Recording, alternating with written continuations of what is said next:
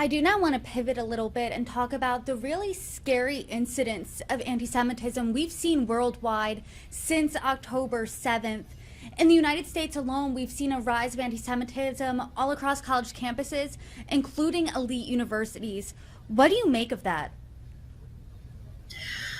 I'm never surprised by anti Semitism. Unfortunately, it's been a fact of life for the Jewish people throughout our history. But I think the magnitude of it is something that we haven't seen in a very long time. And I also just think that seeing, you know, just right what looks like regular American college kids saying things like glory to the martyrs makes me wonder, like, when did so many Americans decide to join a death cult? Right? I mean, that's what Hamas is. That's what glory to the martyrs is. People who, would commit suicide in order to kill as many Jews as possible. And so it's the combination of the anti-Semitism and then just the deep nihilism, that I wonder what has gone wrong on these campuses and what they're teaching people. It's horrifying. It's horrifying that Jews should have to feel this way, anywhere in the world. And it's horrifying. I see many Jews who, most Jews are liberal politically in the US, right? Most Jews vote Democrat. And I see so many people who fall under those categories suddenly being disillusioned and finding people who they thought were friends, suddenly saying things that are, if not pro Hamas, then sort of making excuses or apologetic. And they're saying, we feel like we're threatened here and we want support. And many of them feel that they're not getting it. That being said, of course, President Biden is a Democrat and he is really standing very strongly with Israel.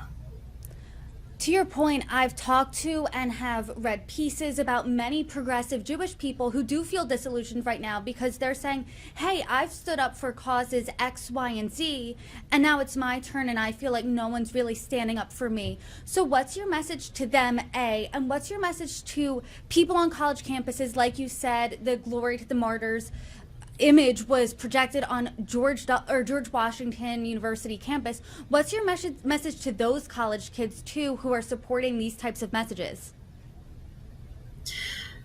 I think and hope a lot of them are ignorant, but they should realize that what they are saying and what they are supporting is hate and violent hate, and people who stand against really everything progressives theoretically stand for.